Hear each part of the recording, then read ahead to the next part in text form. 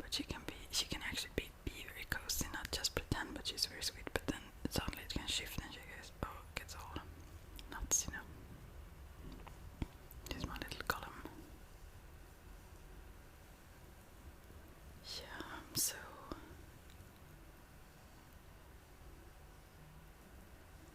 yeah. So anyways, there are many forms of breath, especially. I mean, I know from yoga and also from Ayurveda. Yoga is part of Ayurveda, by the way, but in other traditions also there is a lot of breathing techniques, and that can be good to explore. I also thought about that when I think forward into making whatever videos about my path, which I am very pleased with it now, but I'm very thankful, grateful for need some water, for all of the things. It's not that, I mean, I love where I'm now, working more like with Munaki, but all of it, it's treasures to me, and they are all close to my heart, both Christianity and witchcraft, Zen, yeah, and that's mainly it, I guess. Yeah, also maybe Tibetan Buddhism a bit, but yeah, Munaki now and so on. But Ayurveda is also sort of an initiation and spiritual practice as well as yoga, you can say. So there are various threads there, but everything comes together very beautifully when you start to see that it's got kind of very similar. When you don't get like hung up on those dogmas, yeah. Okay, but to breathing anyways, there are many ways you can do that, obviously. And when I did Zen, for example, I was into witchcraft very much, and decided to stop being part of a coven, because the higher up in the grades, the more intense practices, and there were some practices that were a little bit difficult when we're living up north in Sweden, because, for example, sunset and sundown, to meditate during those, like when here the sun is up all the time almost, and so there were things that made, plus that I had a lot of other things to deal with myself, and it's very active and creative path in many ways. You can practice in whatever way suits you, so it doesn't have to be that way, but in the coven there were certain demands, you could say. Not that they would force me, they would say that I could pause and wait and do them later or so on. They were very sweet, so, but I still felt a kind of pressure, so, and I felt that I really, really needed calm, so I decided to, and also I felt very much that I was more eclectic than that very weekend coven, although very connected to Kanonas, and so, and I was also allowed to obviously do whatever I wanted personally, but still I didn't feel as connected to that as many of those did, I think, although I appreciate that path also very much, and do still.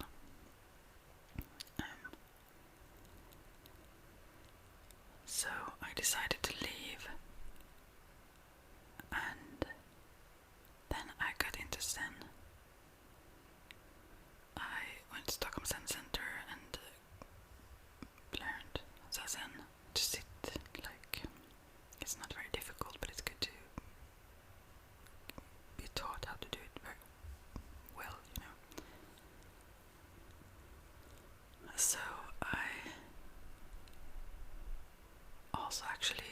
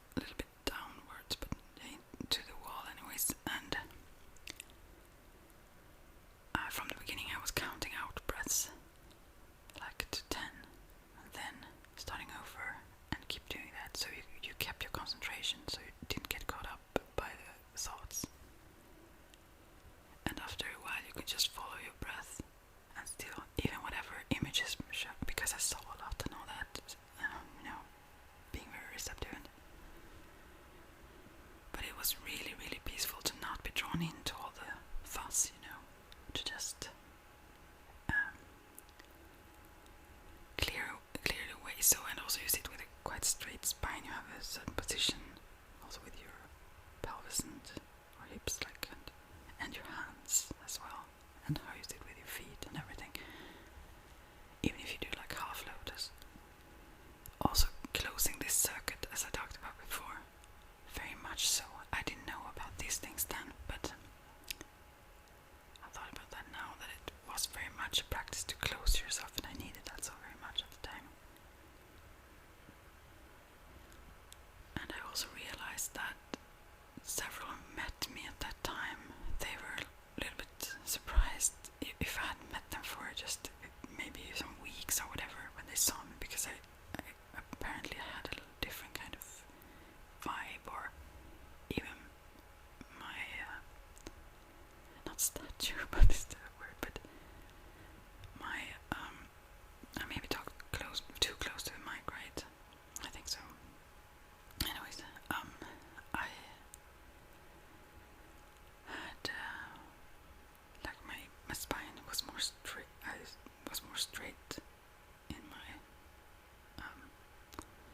body, So that not only that, because I had this inner peace very much, and I was not swayed too much with outer things.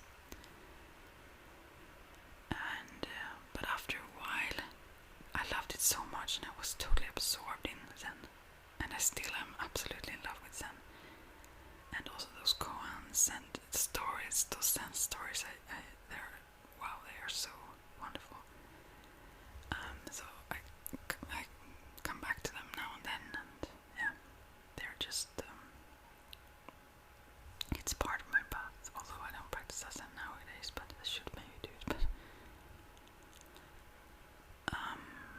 and later also, when I lived in Gothenburg, and there was this man having that place who said that you should really try to sometime just cut your hair off to experience how that is, to like let go of some part of your ego, kind of, or what you identify with. And I had this where people talk about me like that. Now I don't. Now my hair is like crap, but I didn't really appreciate it before, but because it was so natural and everything, so I had this awesome hair, very thick, and also I almost didn't have to comb it. It was like very, easy. I didn't do much to keep it beautiful, it was so, yeah, I just had it, and it was, it was what it was. But anyways, I probably almost shampoo was the most I did with my hair, I guess. And many people that I've met later or so on, oh, you with that lovely hair. People talk about me with my hair and all that. I don't know. What? So, I don't know if that was why he said it to me, because I didn't identify all that much with my hair, actually, but people saw me as me with that hair, I guess. Anyways, so some years after, I didn't do that though, then totally got rid of the hair, but there was a time later, some years later, a few years later, or what it was, there was this guy who was behaving in a very psychopathic sort of way, and that I was involved with, let's say, or he was very intense. He wouldn't let me breathe almost. He was like, every time we met, he had to plan the next time exactly when he was like controlling in a sort of way, and also very like doing those kind of gaslighting stuff, and weird experience. But now I need to move my feet. Anyways, he also had this thing that he asked you to reveal things about yourself so that he could use them against you, just like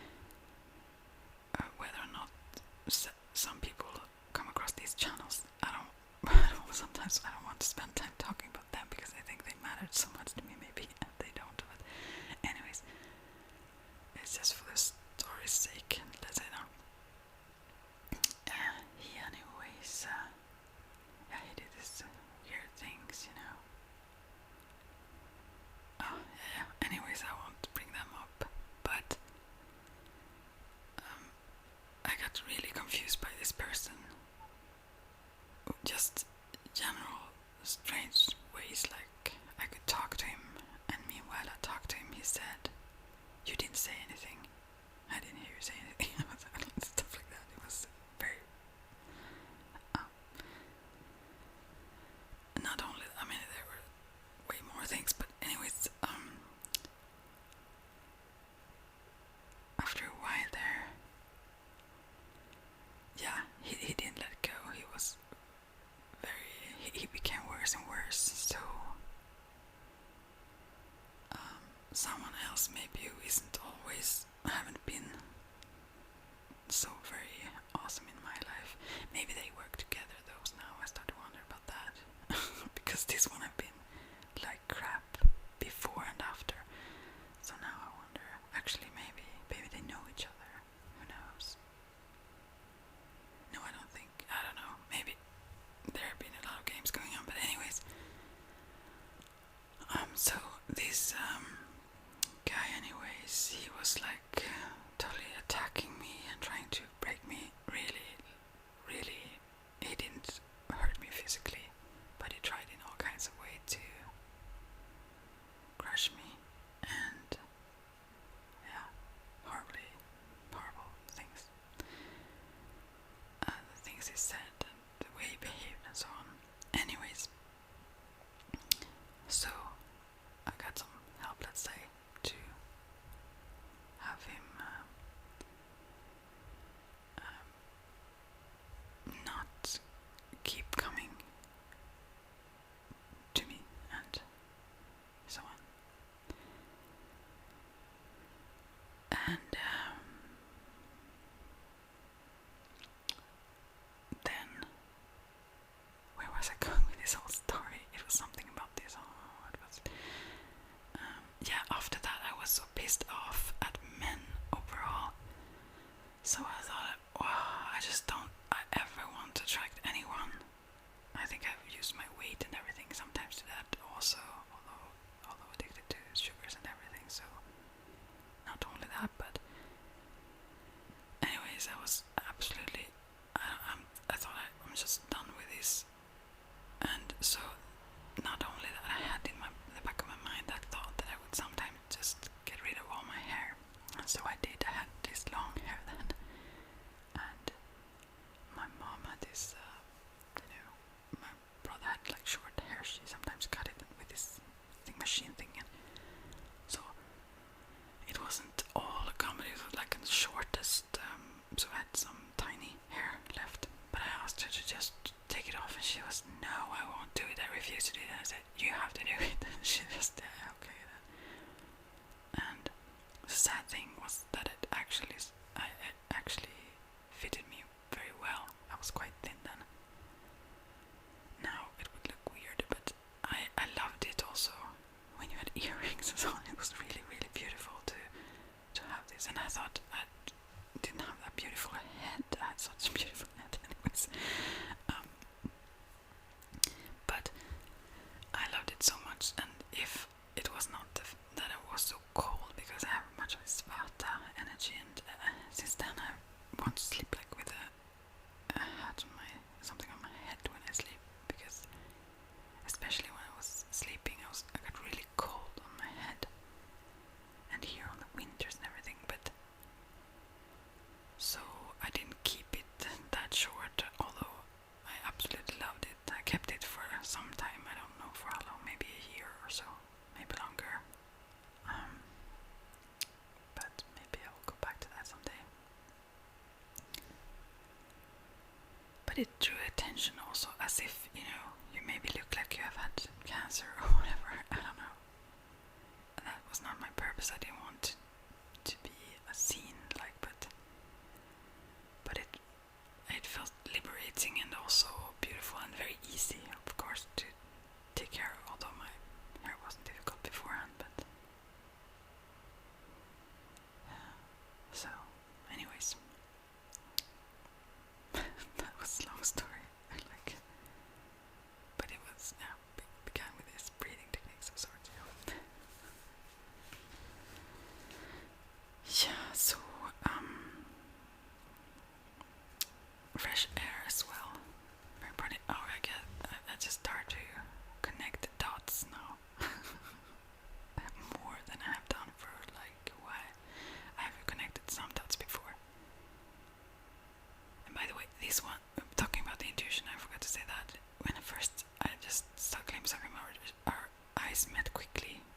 saw him in a room. There was a lot of people there, but then he looked exactly like a wolf, and I thought, oh, that instant when I saw that guy, I thought, oh, this one I should avoid, really. And then I looked away instantly. And next time I met him, I didn't recognize that was the same that I had seen before. So, but my initial impulse was totally right. So, and yeah, this night, no, not this night, this morning actually, I saw very vividly a wolf. It was not related to him at all. I know who this one is. But at least I'm quite sure, because this was he was like growling first, like, or being a little bit aggressive, coming towards me, like, you know, yeah. And then it changed, so inside there was this deer, and just the symbolic meaning of the deer one. But it was like a baby deer, or those, not Bambi maybe, but you know, quite a tiny little one, because the wolf started to like lay down, or almost like it was sick, or it was I don't know what it was with it, but it like stopped being angry and just calmed down, and it was almost sad, I think, or tired, or I can't say, but it was like it didn't want to fight. It was just it wanted to rest, kind of, I think. And so he was laying down there and transformed, sort of, and I saw that little deer in this wolf person, let's say. And then that little deer like crawled, you know, together and fell asleep, you can say. And this, I think I know who that is.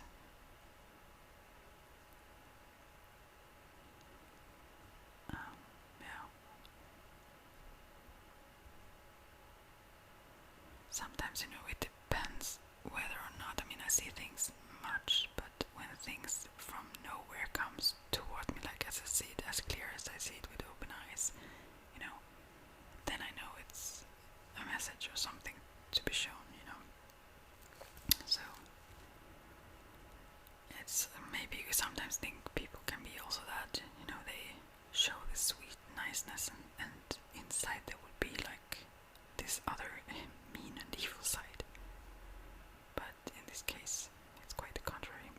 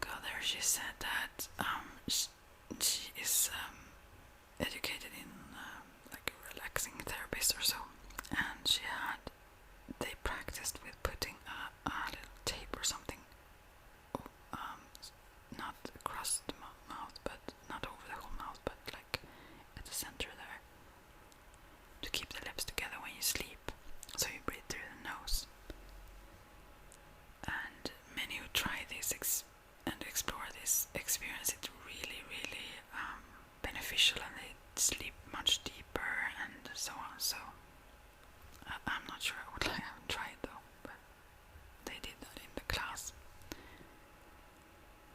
I think she wants to access something in Stockholm, so it's kind of well known. Yeah. Anyways, it's good.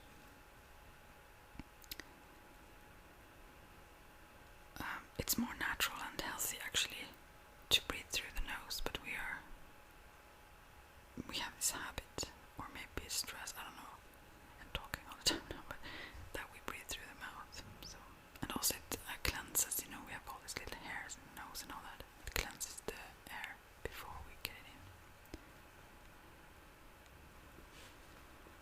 So to breathe through the mouth make us more receptive to diseases, and also it diminishes the vitality of the aura, and it can also weaken the physique of the physique of the body. So you know, those hairs in the nose, they filter those dust and dirt and other substances and so on that otherwise go straight into the lungs. So, and also when we breathe through the mouth, we allow cold air to go down to the lungs, which can make us get inflammation and so on, because it warms up before if we breathe through the nose. Yeah. So for all of you and all your energy systems, it is better to breathe through the nose. Yeah. It's like the nose is specialized for this, to absorb the air, and the life energy in the air, the prana.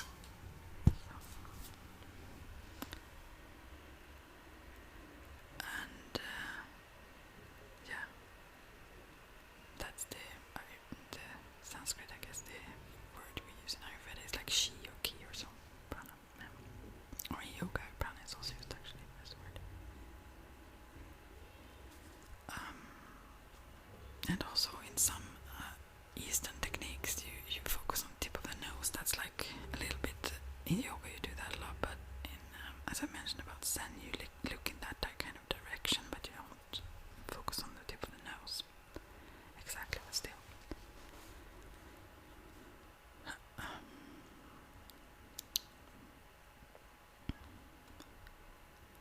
But it also contributes to absorbing prana, but also it strengthens the third eye, so focus on it. So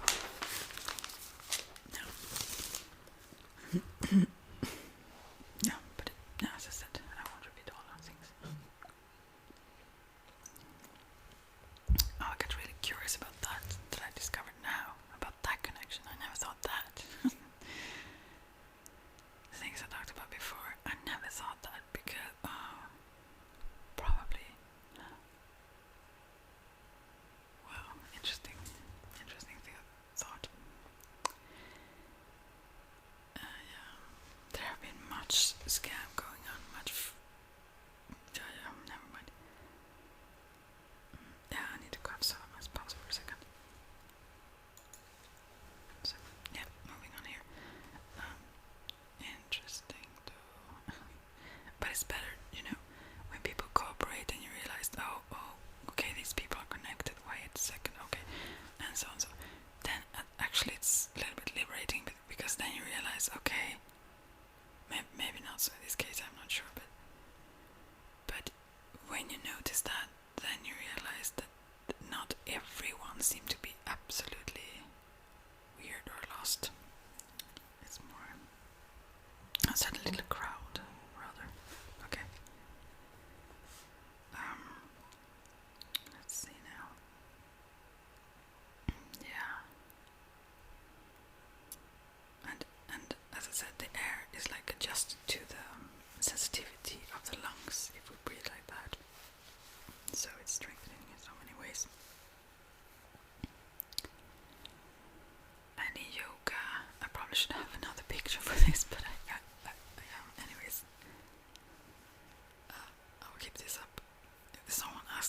used before, and these are the symbols, not the triangles or the star, but those other planetary symbols. I would love to tattoo.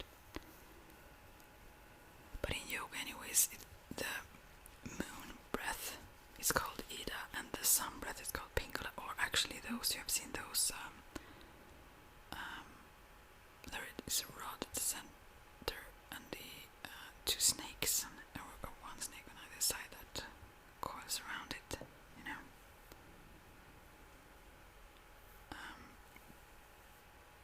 And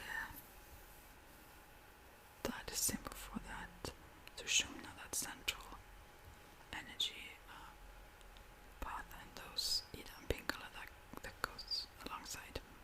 And Ida then comes out at the left nostril and Pingala at the right. So yeah.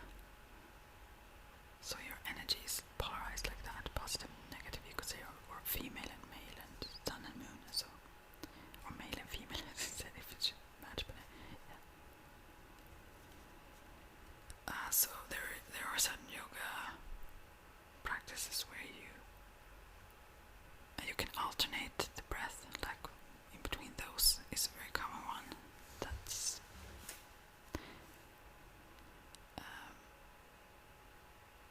quickly balances the aura and also the polarity in the body. I should do this more, yeah. And I really totally should have done it more. Yeah. When I wish that this was also part of a common knowledge and understanding. So many would benefit from this. Yeah.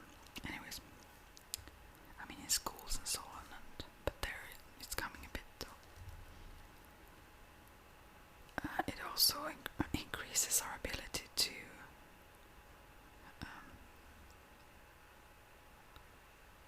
just to understand and to also memorize information and so on. It balances the halves of the brain. So it can be used if you want to add to concentration. You can use it before, and if you want to learn something, and you can also use it to get more vitalized during the day.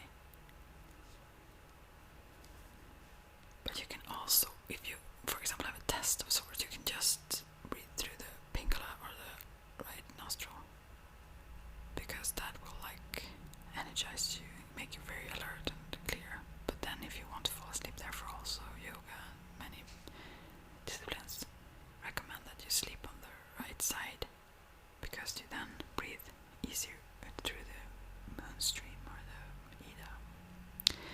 And so if you want to calm down and relax, you can do the opposite and just breathe through the left nostril, the Ida moon stream, yeah.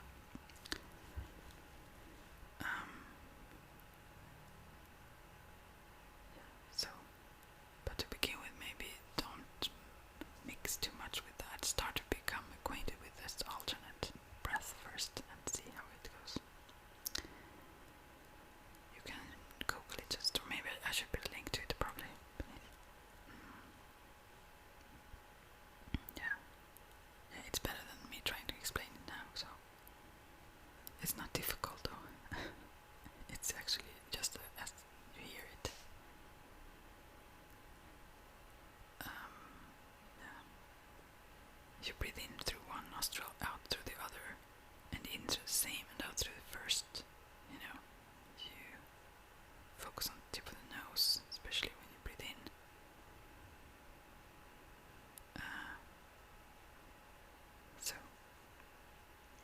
So if you hold your thumb on the right side, usually then, and you can use whatever finger you want for the other side. But if you then use, for example, the index finger for the left side, so you alternate like that, and close, you breathe in through the right, and then you close that nostril with thumb and breathe out through the left, and then you breathe in again through the left, and then you open the thumb up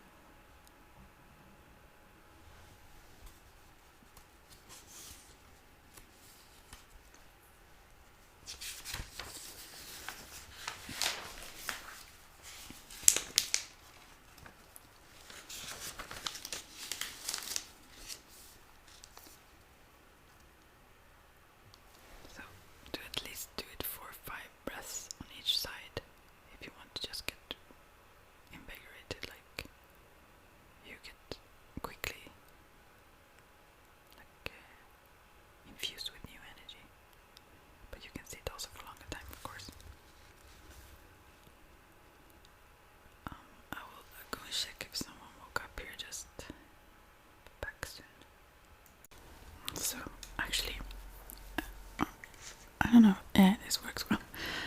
Oh, I should maybe whisper. No, I think I will. I don't know. Speak a bit soft, but not whisper, because now so no one is sleeping here anymore. And then I start to whisper again. Yeah, we will see. Okay. I had to take a break there for a while. Okay. That is one way to strengthen your aura, anyways. And also, as I mentioned, this whole, but there you can do. Oh yeah, this is sort of a half whisper. I don't know. No, soft spoken, I guess. Every time I say soft spoken, then I start to whisper. Okay. But anyways, you know, I talked about that. You can think of like a hurricane or a sort of a trump or something that swirls around you, and you can do it in more focused way to cleanse away trash from your aura or imbalances in your aura field. And it will just take like 5 minutes or something, but you can do it more in depth, of course, like everything. So for example, if you sit down and do progressive relaxation where you first start to relax, I used to do like with every out breath, like before when I used this. I never do that now actually, but so when you breathe out, you relax your feet, for example, and then you breathe out. Next time you breathe out, you relax it's called calves. No, but then next time you relax the thighs, and so on and so forth, all the way up. Or however you do it, but like you relax one part of the body at a time, you know, so that you're fully relaxed. And yeah, you can also use a mantra, of course.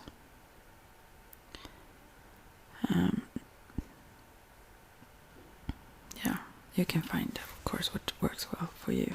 There is no perfect way that anyone else can describe to you. You have to feel your way, actually. After a while, anyways, you can start out with trying out things until you start to sense it more, if you don't immediately. So you can visualize in your inner mind that there is like a crystal clear fire of sorts that swirls around you, or it starts like, think of it like 6 meters above you or something, above your head, like a little spiral form tornado or something. And when it becomes like formed itself, so it becomes like a point downwards, like then so it looks like a spiral form tornado then, and then you visualize it so large so that it can contain your whole aura.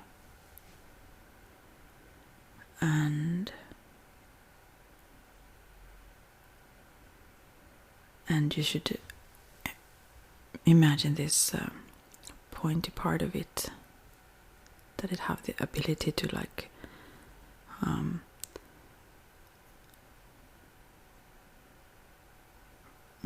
what is the word, to get access, like, or gosh, the English words, well, that it can move through the top of the head and down through the, it's just sushum now, the middle pillar in your body. Need to cough a bit. I should have done that. Meanwhile, I changed with the paper so you didn't have to hear that, but maybe you'd like it, I don't know. Yeah, so I think you understand. It's not difficult to understand this, so yeah. And it's like a hurricane of spiritual fire that should rotate clockwise then. And when it touches your aura, you then can maybe see or imagine how it burns all this trashy energy that you have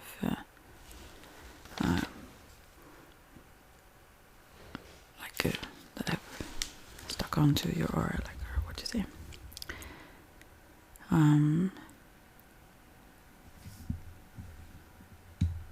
I wonder what I've done now. I've put this on the wrong side. Never mind. Yeah, I don't know. So, yeah, imagine how it contains your whole body and your aura, and it goes through you also, to your cells and everything. And yeah, it cleanses all the things you have that is not for you, that you have attached to during the day. And it's good to do this every evening. Then I should start doing this again. It was a long time since I did it. Yeah, and then it passed through you, like, and goes out through your feet into the earth, into the heart of the earth, and see how it carries all of these heavy energies that you don't need. Yeah. And to those lower parts where they can be used as manure, to give nourishment to lower dimensions in the planet. So it's a positive for Mother Earth. This is similar as the practices I do in Muneki, but a little bit different still, and it's fun to sometimes. I mean, it's the same intent with it. So, and also, as I said, you can use mantras or just sounds. All mystic traditions have used those, both Western and Eastern, and yeah, they are very powerful tools and can stimulate and strengthen you. I've always seen, like, I've gotten my own mantras. I mean, they've showed me what mantra I need, what sound I need, my guides, I guess, and also I've been shown mudras, how those hand positions that stimulate certain meridians in the body and so on, and strengthens certain things. So, but if you know you need something, you can find what suits you then. Yeah. So in Sanskrit, that is also seen by those who work in Ayurveda or yoga or so on as a holy language. So the sounds it's mainly the sounds maybe, but the frequencies of the sounds, but also to say certain words in Sanskrit have a powerful magical impact also. So yeah, so you can change your aura field if you want to heal, or if you want to reach other levels of consciousness. Those there is a lot of those and certain frequencies, sounds that you can listen to. I recently heard there was a I maybe have to put a link to that. How should I remember all the links that I say that I will put beneath? I will forget them all. But it was like 40 whatever hertz, or what to say. Yeah, but it was that frequency that I've seen have a lot of healing effects. I mean, this was science. This was not someone into, I don't know, New Age stuff that talked about positive effects of how it balances the cells and everything. So, yeah. And it changes things in the body and mind, emotions, and even spiritually. So it have sounds and words and everything have a strong impact. And some sounds, if you vibrate them, if you make sounds in a vibrating way, that builds like a cleansing and a stronger effect even in the aura field. And singing, not the least. If you just sing, how good is that for the health? Awesome.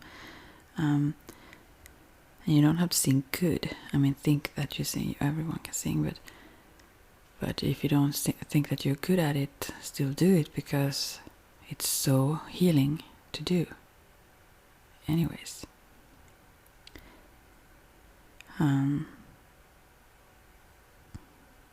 Yeah. So, I mean, the associations and the visualizations also have an effect, or that you believe a certain thing.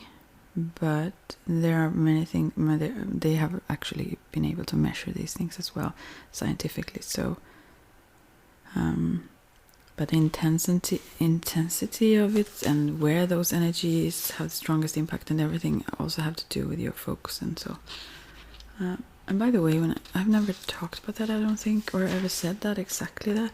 But when it comes to, for example, mediumship, I often say that the hardest thing is to be neutral. But the hardest thing is actually you're open then, just neutral. You don't have like defenses up, and you don't have preconceptions, and you don't you kind of, you let your personality rest or sleep for a little while, or ego then. So to be neutral like that, to be objective in a way, to just be receptive and open, that is one part that is quite difficult. And pretty many in that field, or in this field, which is not wrong in itself, but it makes the message a little bit muddied.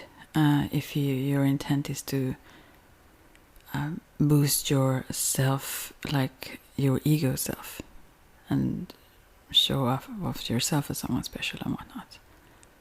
So that is sometimes a conflict. I see that with people who are really brilliant at this, but still there is some sort of insecurity or something that make them want to add to stuff, or they want to twerk them a bit just to make it sound, make them look better.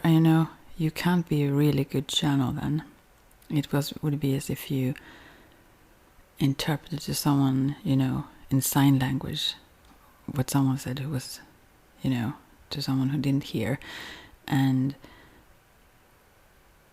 you can't just think about your impression aside from how good you can convey the message.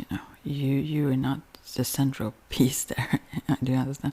So, but that I've talked about, but I've never actually talked about the combination of focus and being open, neutral, because that is also needed. Of course, you can be open, and I have been open much and received a lot suddenly, and I do still, things that I had no clue about, they just pop up, and then I have like a message of sorts, and that have some purpose, I think. But when you work with this, do readings, and so you really need to be able to keep your focus, because that's what you read, Otherwise, you will pick up anything from everywhere. And therefore, it's good to hold on to something like psychometry, something that had belonged to them, or who contains their energy, or a photo of them or something.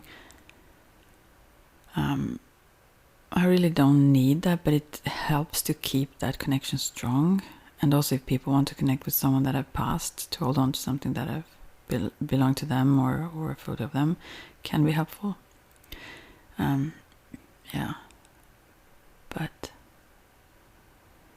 that it's the combination of these two that make it workable. It can be. We all have that receptivity in some way or another, and we pick up things we could not know logically, and so. But to be able to do it with purpose, then you have to be able to also keep a focus meanwhile being open and neutral. And that's quite difficult, actually. Both of these things. It's a practice. And the only way to know if you have it is if you get it correct. And then the ones in the outer world will confirm that to you. So And I'm constantly not shocked. I'm not shocked anymore, but I'm very surprised each time it's like on point, which it is very, very often. And one thing that is sort of difficult is when people have come with the whole intent that it's not possible. It's not that it's still not. I mean, many times I've said things to people who have been doubting that this is way beyond the whole auras, but still it's about openness and whatnot, and opening of the chakras as well. Yeah. But yeah, still, if someone, I've been through that many times, and I see that they can't really receive it because they will just look for things that could maybe have been figured out, or that could mean anything else. Or, I mean, you should be skeptical, I think, or question things. But if there is not a genuine openness also, that you actually wish to receive a message at all, if your intent is to kind of expose the scam, then the energy flow and everything will just not be awesome. As well as the ones in spirit, they also see that quite quickly, that the messages won't reach that person very, very well. So they will not be as eager to continue and communicate then. So, yeah, anyways. It's interesting how many times, and also how people are really scared about this deal nowadays. Like, when someone experiences it in like extraordinary ways, and still they don't really want to almost admit to it, at least not publicly, and it's interesting, that part. Yeah. It's just, I don't know. And that's another reason why this whole topic that I talked about previously, about money and doing this and that, because some does just not have a good intent. Their intent is not to connect or receive messages of any sort, or hopefully, even if they were skeptic, their intent could just be to expose you, or kind of try to, or sort of infiltrate. And some people just want it as well. They want to fear, how the heck, why do I have that gift, and it's almost like a power struggle. Why? Maybe they don't think I'm all that, and then I have this, and this is just not fair. I don't know what it is, but I can see that sometimes, that it's more of a touch of it's not just questioning or skepticism, it's almost like a little bit aggressive, like yeah,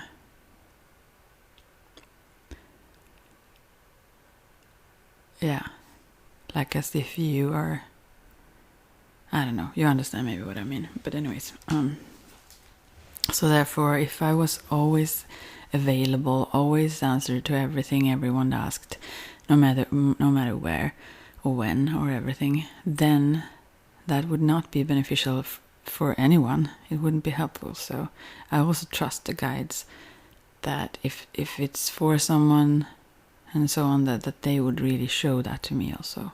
So I can, with good conscience, also knowing that everyone have their own guides all the time. So I don't need to be there for everyone.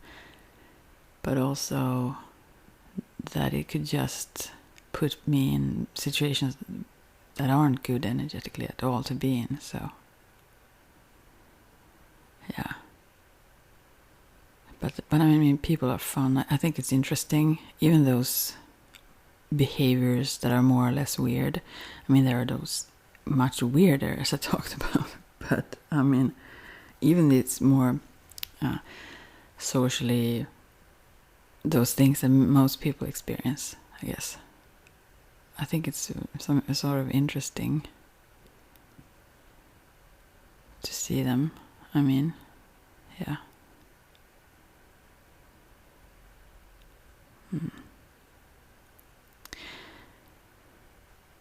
Anyways, okay. Let's see what more to say about this then. Yeah.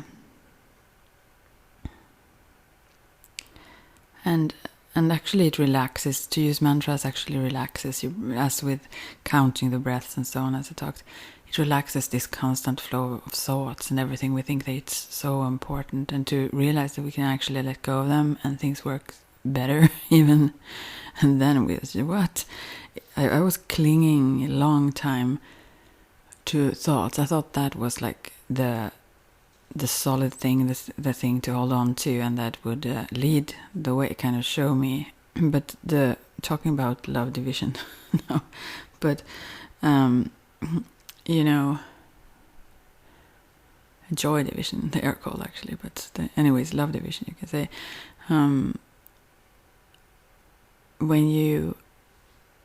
When you hold on to thoughts, like as you grasp at them, not only use them as a means to, also for fun and for figuring things out and whatnot, but if they are like your security and they are how you figure things out, they can just reach that far, then they are lost because they are part of this duality.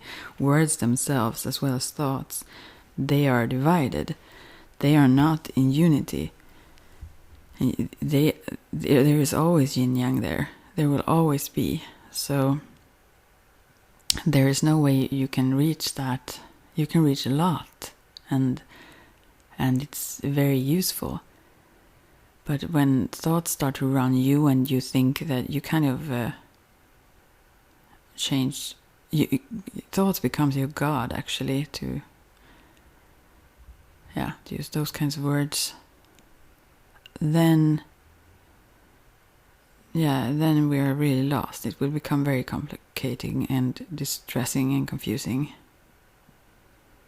And it's not to dismiss thoughts. It's just that their reach is only to certain, or in a certain areas as well, and to a certain degree. They can't go further than that. So, and they can't. They are always the finger pointing. They are never the thing they're pointing at. So that's a problem for those who cling to words, as I did. I shut everything off. Feelings, my body, everything. I was focused on words and thoughts were my guides, sort of, you can say. I was very logical when I was quite young. That was how I made sense of things that were like sort of senseless or very double or strange to me. It was too much information, or rather too mixed information to know how to actually process that well. So I sort of decided when I was quite young, I decided to go with the logic, and then I had a super memory. But I don't remember like school stuff or such much. But I remembered what people said, because that's how I kind of could know what to listen to, not. Because I could remember years back what someone said, and if they contradicted themselves or said something absolutely opposite, or then I know, okay, this is not true. So then I didn't trust them.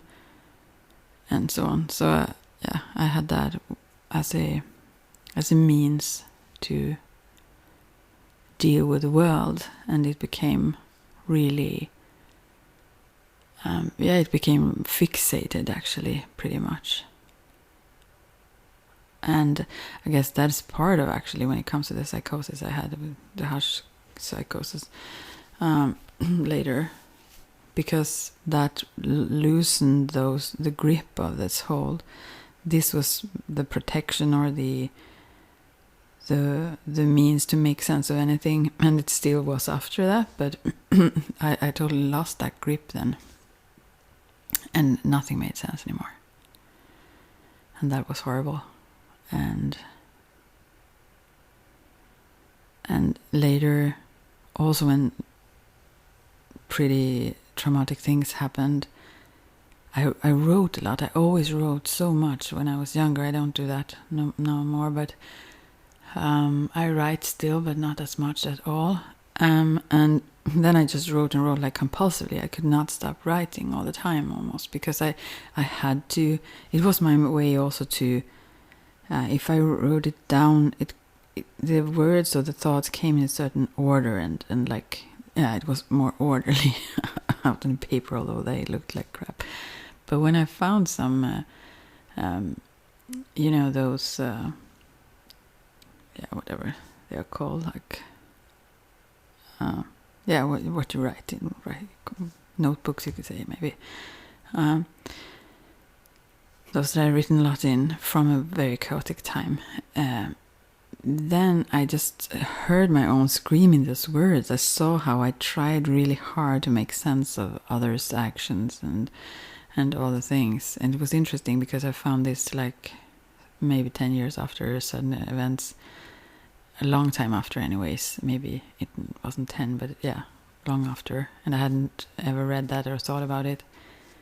But I just saw my younger self being in those situations, trying to figure a way how to deal with this shit.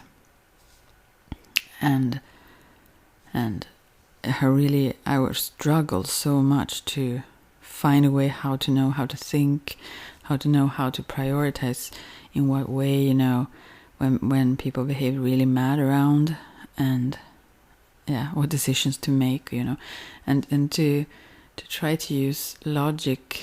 I mean, it was really helpful. I would have lost my mind without that. So it was helpful, absolutely. But to not have any trust, so to speak, in the universe at large, to not have any trust that there is something else at work here, something greater, and we can tune into that, and we can communicate with so much more. And there is reason for trust, and there is reason for everything, or purpose, you can say, and so we lose out on so much. It becomes like a desperate struggle to just, to just cling to thoughts and think that they are like the salvation, sort of. That's the way forward. Although part of it, we should use all our abilities, and we shouldn't dismiss it. If it's totally not, if it goes against all kinds of logic, then we probably should question it. But certain things, as I said, is beyond. And even logic understands that. I remember that saying, but if it's something like, no, I don't remember it even. I'm so crappy at remembering things. But nowadays, when I started to I've talked about this many times, but when I stopped stuffing myself with food a lot, and starting feeling things and so on, and I couldn't keep that grip, let's say, then I couldn't remember much from being one who remembered very, very well. So it's strange, but I like the more relaxed approach, though. But it was something like, even logic can understand that we, with our brains, it's not like this, the quote that I was thinking of, but it's something like, if God have created us of the brain or so on, it could not be made like so that it could understand God, whatever you mean by the concept of God. I don't mean like some authority above as such. It's more intrinsic. It's more like in everything. It's our inner being. Yeah. So, yeah.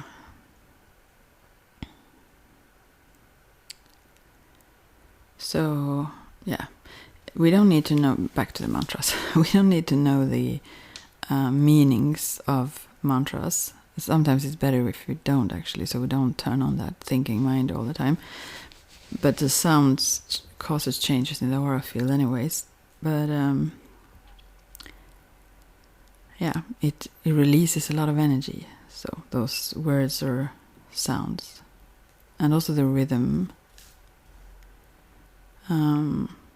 Yeah, so there are like dynamic effects both in the body, and it's like everything is vibration. So obviously that is, and also gong, the vibration of gong, is very much talked about as well. Yeah, and there is some ideas about how many times you should repeat a mantra. I had this mala, like a necklace, you could say, but you could have it around your wrist of the hand, as I had, and there were 108 pearls symbolizing the numerous names of the goddess, or god maybe they say, but I thought of it as goddess anyways. And the 108 names of the goddess, and so many use such a mala or something to do mantras 108 times, but do whatever pleases you. Also, you can set a timer, like 10 or 15 minutes if you wish to, or so on. If you want to experience any strong effect of it, if you aren't really sensitive, probably you need to keep going for like 10 minutes or so. And in Kundalini, it should be 11. But anyways. Yeah. Or 21, or 31, or 62. Yeah. Okay. Yeah. So, and to not be disturbed. I mean, to choose a timing where you can really be relaxed by yourself, so you don't have to be interrupted. Yeah.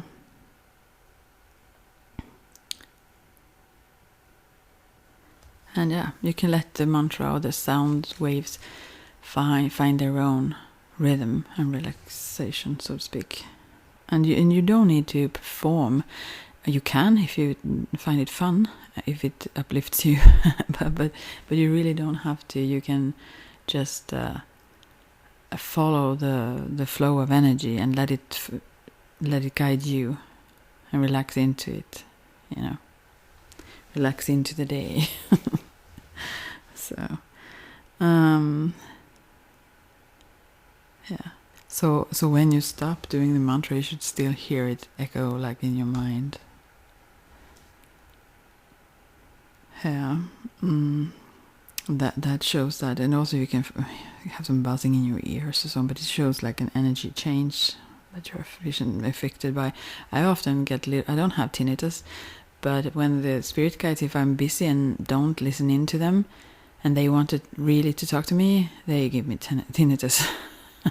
Then they change my frequency in some way, and I really have to listen to them now. And then when I listen into what they want to say, it goes away. So interesting. Yeah. So, but if you don't experience these things, it doesn't mean that it doesn't work, the mantra. That's just some things that you may experience. Yeah.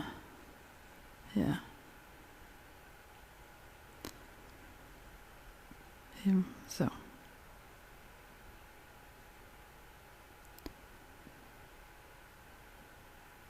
Yeah.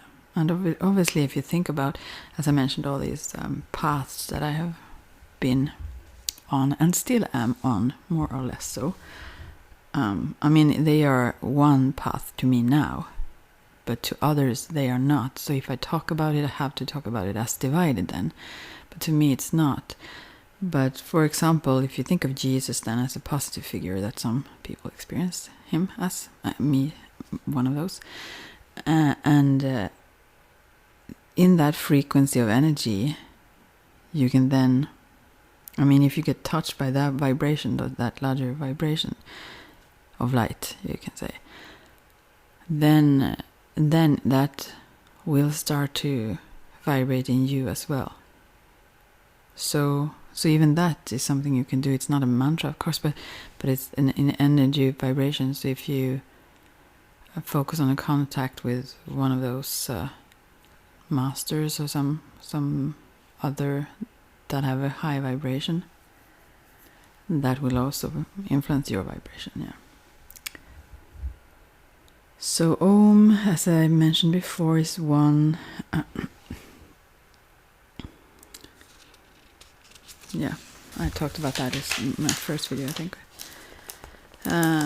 It's said to be the most powerful mantra of all mantras. It's also the same that came from the word Amen and so on. Yeah, it's that represents the name of this divine. And Om in itself is the Sanskrit word for spark of life. Yeah, the divine that is inherited in everything in life, in the physical life. Yeah, and there are many ways that you can say this Om, or sound it, and all of these different ways of doing it have their specific way to influence the aura. So if you, for example, if you emphasize O, then if you emphasize that more strongly, then that influence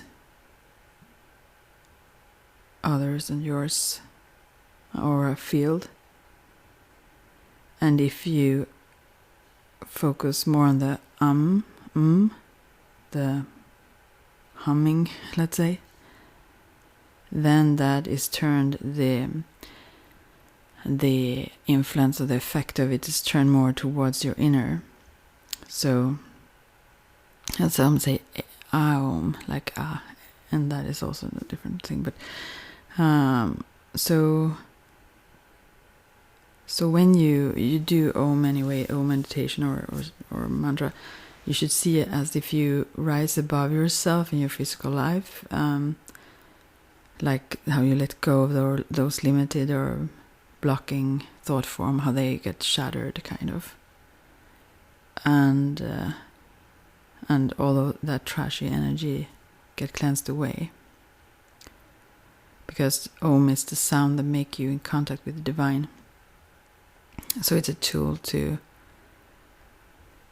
loosen those energies, like, so you have the power to create, to cleanse, create, and let go of all that, and so that the new can come, and so that you can go in further into higher energy vibration.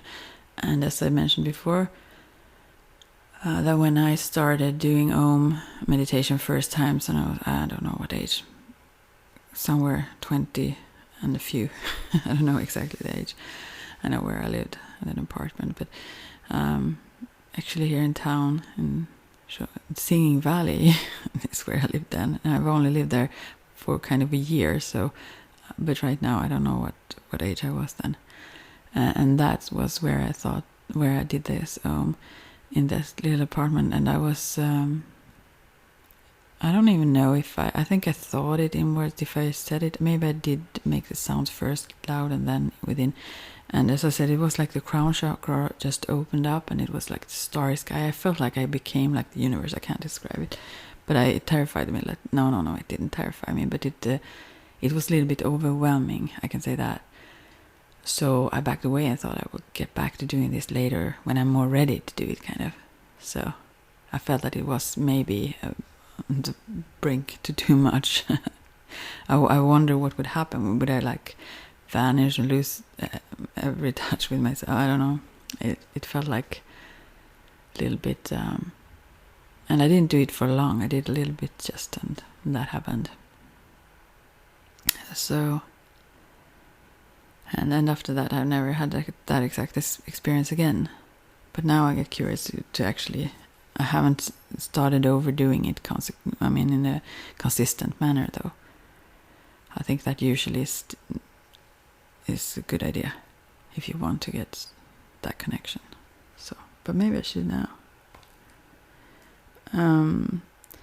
So Om is like you call for attention, and it also calms and stabilizes the aura field.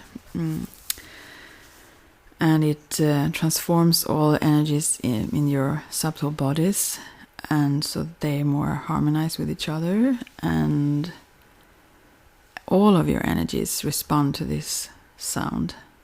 It's like the sound of creation. So the first sound, just to say.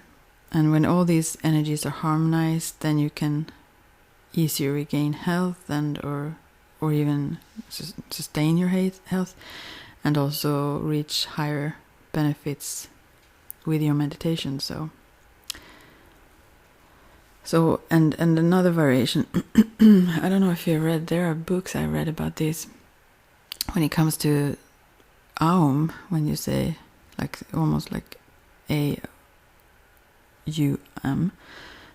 instead of O-M.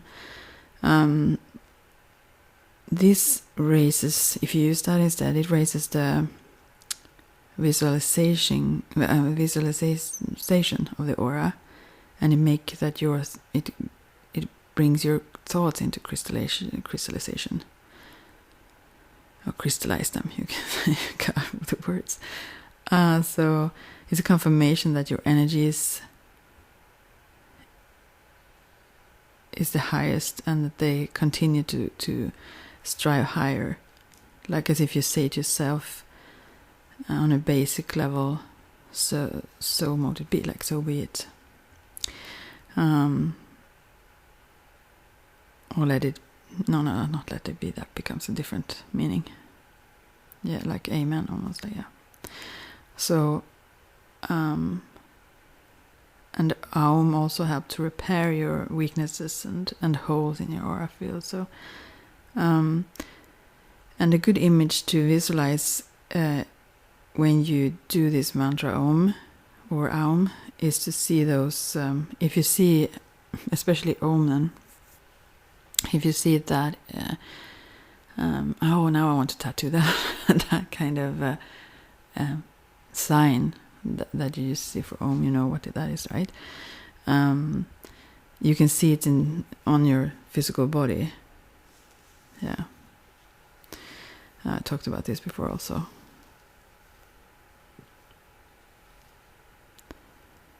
And you can also do like this, that you say it silently when you breathe in, and that you feel this symbol vibrate and collect power or energy. And when you breathe out, you then make the sound of the mantra Om, like so that you can hear it. And see how this energy then creates like a sun, almost like create beams out of pure crystallized energy, and those beams that go out and strengthen and fills up your whole aura field. And you can do this. I have to do this now. I get curious myself, because it was a long time since if ever I've done this exact one. But you can repeat this for like 10 to 15 minutes and see how. And feel free to, even if I don't respond to comments here, feel free to comment, and maybe you can talk among each other. If you try it on and how you experience it and such. And maybe someday, I guess I'm too curious to never read the comments. If I know myself, I'm really surprised that I haven't so far, because I'm very curious. But I realize that it's smart, so yeah, I have to be smart sometime. So, but I would guess that I sometime in the future will read them. But anyways, it's nice if you want to share, if you have any experiences or try these things. Yeah, you will realize that your energy reserves increase, and that you won't be influenced as much by outer energies. Your aura will be stronger. And as I said with Om Mani Padme Hum, I think, how long shall I talk? Shall I even go into that? I have to do another video. I can't talk forever, right? I think I will just talk about Om Mani Padme Hum for now, and then I thought that I would do this so that I would end with this now today. But no, I will have to talk a little bit more about the aura. I digress and talk about other things. But I think maybe I will repeat a few things, so we will see. Maybe not more than one video more about that. So, but anyways, the Jewel in the Lotus, Om Mani Padme Hum, is also one of those very popular mantras from Tibetan Buddhism, mainly is used there. It also is seen as a connection to the goddess Kuan Yin, or her energies. And she is, I've worked with her a lot. It's a little bit, I mean, also through working with her, also in Wicca, witchcraft, magic, then that like opened my path into Zen, because I worked with her very, very much. Yeah. She's a bodhisattva, so she have reached enlightenment, but she heard the cries of the neediness of the people, heard them cry, and so she turned back to help humanity and to not go into nirvana before everyone have reached enlightenment. So, according to the legend, yeah. And she's compassionate and she's protector of children, and yeah.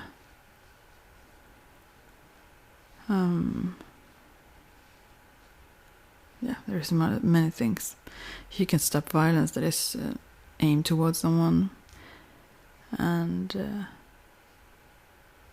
also she can walk through like a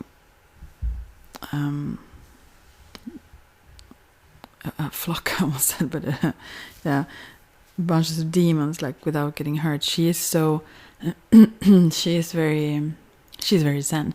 She's like she's so loving and so peaceful. She's just there. She's almost like, you could almost say, as I experienced her, she's almost like pure presence. She's very rewarding to work with, but she never pushes anything, and she never judges anything. She's just a presence. That's how I experience her. But a presence of love and compassion, yeah, and to a total degree of sorts. And this was my aim when I was a little bit younger, when I thought, what is my goal in life? Like, enlightenment, like I said. It's very difficult, I realized. I wanted to like, yeah, I've aimed for that, to be as compassionate as her. And I guess maybe if I live for a very long time, or many, many lifetimes, I was aiming very high, and I got challenges that showed me that, okay, I'm not ready. I haven't been, but still it is my aim. But it's like I pushed it forward, not today. First I need to smack this person a little bit. No, I'm just kidding, but yeah. Okay. Yeah, but Om Mani Padme Hum is connected to her anyways, and this mantra is like a protective force in the aura. and strengthens the energy reserves, and it helps you to prevent getting drained or used. So it's very good to use this special mantra before you, if you meet like emotional situations or places where you know that this very very high emotional yeah, you know what I mean. So that strengthens the aura, so that it prevents others from invading your energy physically or in this mental sense, or psychically. Not psychically. Anyways. So those six like Om, Mani, Padme, Hum. This is not 6. Anyways.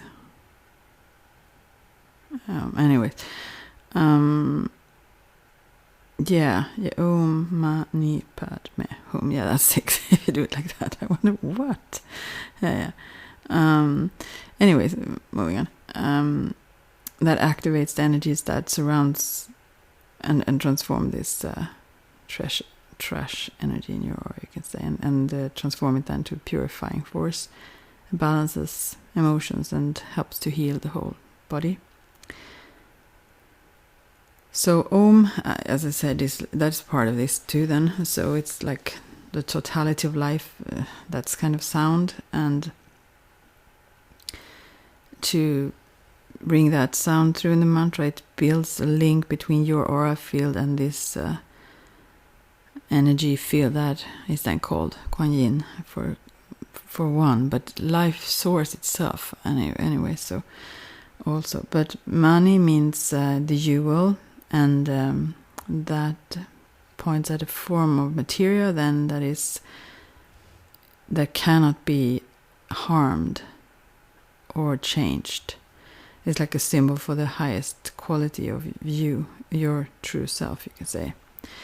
And also it symbolizes enlightenment and compassion and love, like a jewel, you know. And it can transform poverty to abundance, and it can, all those things. It can help to take away unwanted things from your aura. The Mani part.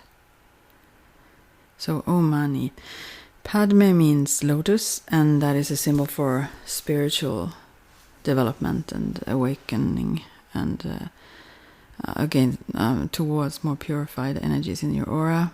And it's a sound that helps you to cleanse yourself, I call it trash energy all the time also, that makes those colors and so on less bright or more muddy. It also sort of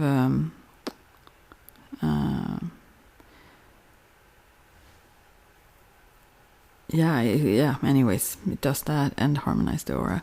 And then Hum is a sound that is you can't really say what that is, but Om is the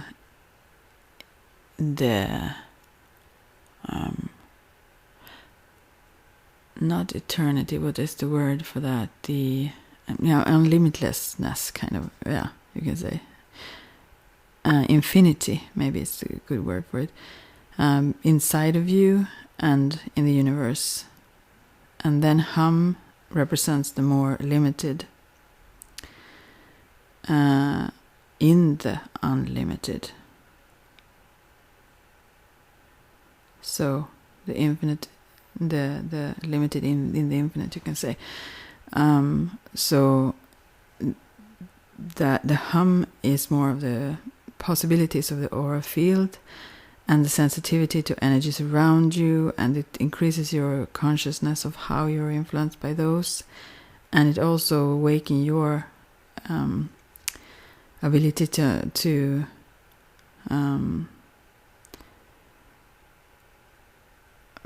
when it comes to the physical aura, and stimulates the harmony,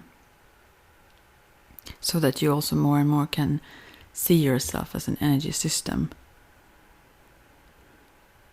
So it's those two that we always have, our infinite self and our ego self, and we should embrace them both similarly and cooperate with our various parts of consciousness, let's say. Yeah. And this brings that together. Yeah. And then to do this, then you relax, of course, and you can close your eyes and just sound this mantra silently, or if you want to, you can do that in the similar way that you, when you breathe in, you say it silently, and when you breathe out, you make the sounds. Om Mani Padme Hum then. And just Om Mani Padme Hum. Yeah. It depends how you do it, but it's better to put emphasis on each of the Om Mani Padme Hum. But you can also listen to someone who does it then. And there are many variations. But find your own rhythm and let this mantra work for you. And when you use this mantra, your aura will always be stronger and more protected. So yeah, I think I will have to end now, although there was a lot more to talk about. I think some of the things I have already said, so maybe it is not so much more. Maybe I'm just repeating then. I will see. Yeah, I will. I think actually I've said a lot of this before. So maybe it isn't all that much. Maybe I should continue then. If this is like... I will pause now. I think you're done with listening to me right now. Am I right? Or am I right? Although it seems like I maybe have to talk about those. You know, I talked about those roses, as in Western traditions. They are used as the symbols of chakras and so on, as instead of lotuses then. Like with the mystical or esoterical Christianity. And in former, I think I will have to talk about this now, former initiation rites and so on, they were secretive then, and only a few chosen ones could be in that, but it have been written down, and yeah. And it was also, there is a saying that when it comes to the Last Supper, for example, it says that those who didn't have this not shining armor, but these roses, shining roses, chakras as shining roses, they couldn't get in there. So this indicate that the individual then have a purified aura and soul. So meaning that you don't live in a selfish manner and are driven by your lower desires. Yeah, it would take many lives for me, by the way. but to live fully in unselfish service and love to humanity, also towards yourself, but not like on the expense of others. That's what egotism is then. Yeah, but anyways, this surrounds the body, and the colors goes from blue to gold then, and the aura in one who have strengthened this and been purified like this, that will, as I said before, also will be an invisible helper that can help both when in meditations as well, awakened. I mean, awakened, yes, but also when they awake, aside from sleeping, but also in sleep or dreams. Yeah. So to have your aura become so dynamic and purified, you need to activate and purify your chakra centers fully. And so they are described then as these bright centers of bright light of roses. And let's see what more. Yeah. So it's the same as the lotus flowers described in the East. It's like similar. Yeah. So it becomes like, you shine with those roses around you then. So you can activate these with a certain meditation, for example. Mostly people focus on these 7 chakras. But there are 12 centers in this practice that are more energizing and balancing for the aura than just focusing on those traditional 7. So, and these are they are, what do you say, dormant. They lay dormant at everyone. No, you don't say at everyone. With everyone. Yeah. But so, when these have been discovered and fully work, these 12 chakras become then light bodies, like they shine through the whole aura and create this golden radiance. So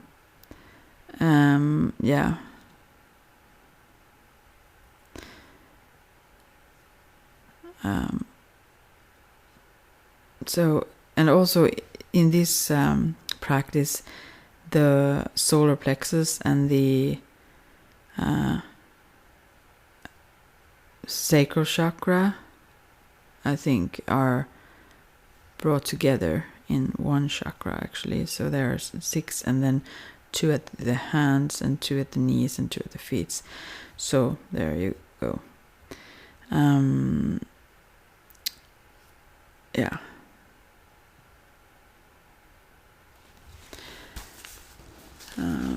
I like roses of light, as I said. That is much symbolic around the roses and all that. And also the number 12 is symbolic in many ways. Also the star signs and so on.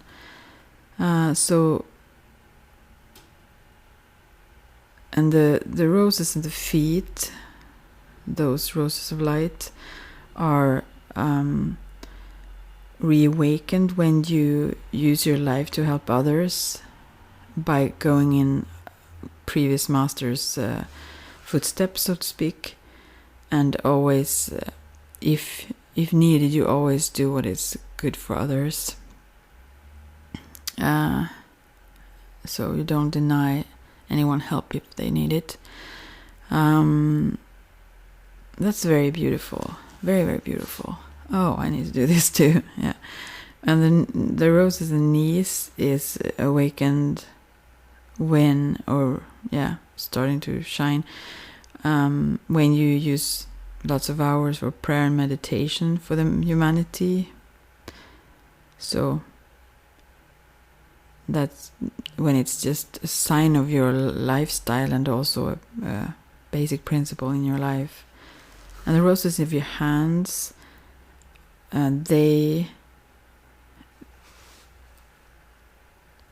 opens up, you can say, actually, and start to shine more when you use them to help others by giving a hand, and to help and heal and all that from your heart, because they are connected also to the heart chakra, and they are more vibrant when you strive to learn and do something new every day.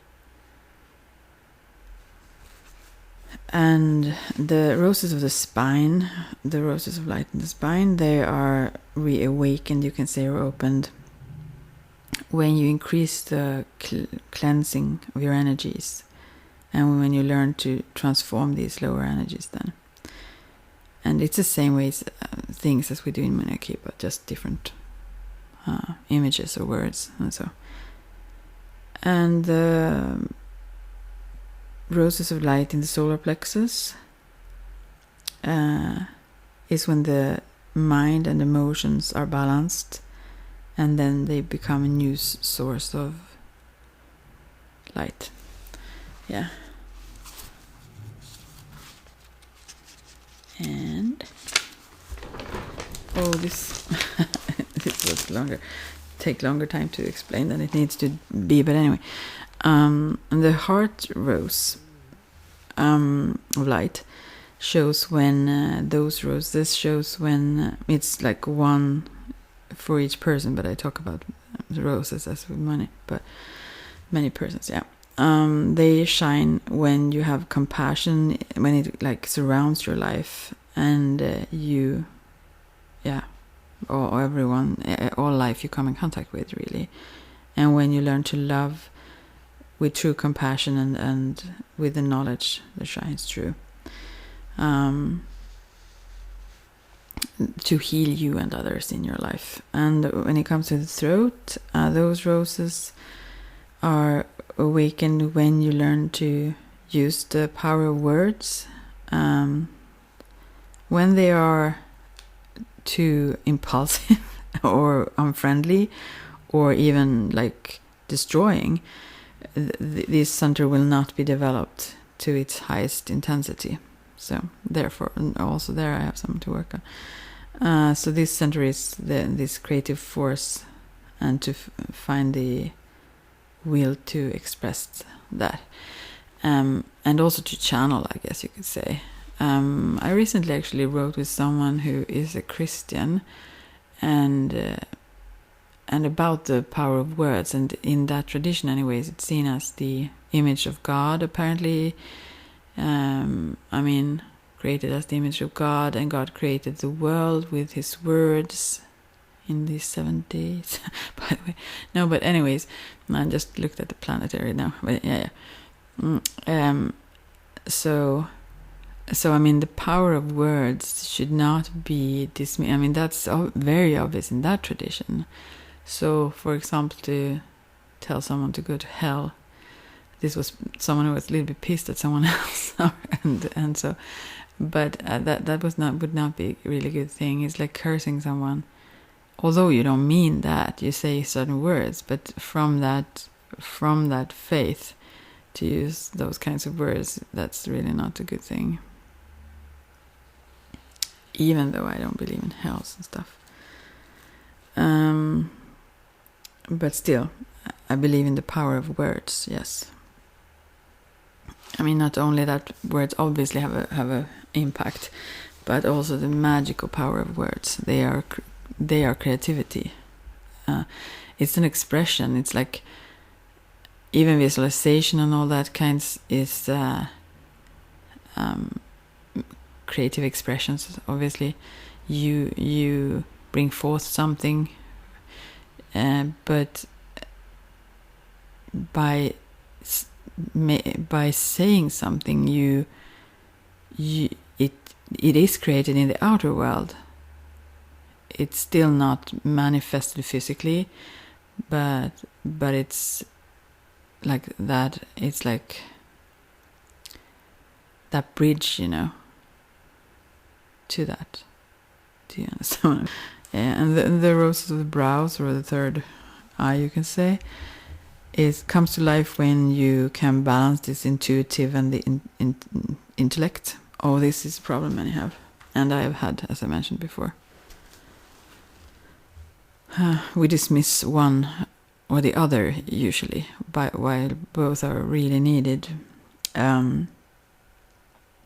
So when you start to have faith in your inner visions and your divine feminine energies,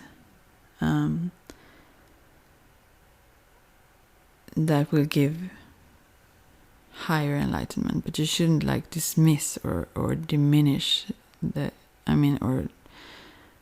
if you don't take care, you could also can get very chaotic without that logical and intellectual side to have it with you still. To question yourself and be aware in that sense as well. So yeah, but that is that area. And then the crown, the roses of the crown chakra on top of the head is the place that's the place for the male energies, while the third eye is the feminine energies then.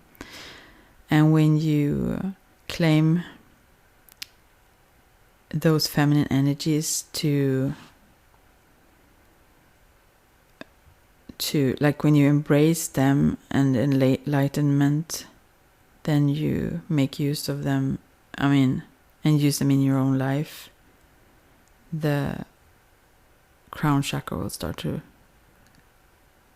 be brighter than lit up. So yeah, that's how we can say. And there is a meditation. I don't think maybe I should go so far. Maybe I should do a meditation next time if you want me to, when it comes to these roses. It's like to reawaken these bright centers and to make your aura shine brighter. You can use it regularly. Maybe it can also be found here on YouTube. Probably I will see if I can find it. To do it like once a month is a good recommendation. And also there to not be see to it so that no one will bother you. Meanwhile, hopefully, and to turn off the phones or anything, make it comfortable. And you can, if you are not used to do meditations and it is easy for you, it's very good to do those progressive relaxations before whatever practice. Yeah. So and send like warm and calming feelings through the various body parts, and breathe calm and rhythmically. So relax. So maybe if I don't find this, I will maybe do a meditation for you then. This one, I'll try. Yeah. Yeah. I can't say I'm sorry every time, but yeah. I do them as I do them now. Thank you for listening, and I will get back to you sooner or later. Probably sooner. Yeah. Bye for now. Hope you got something out of this. And thanks for and subscribing and comments, although I don't read them. Yeah. Bye for now.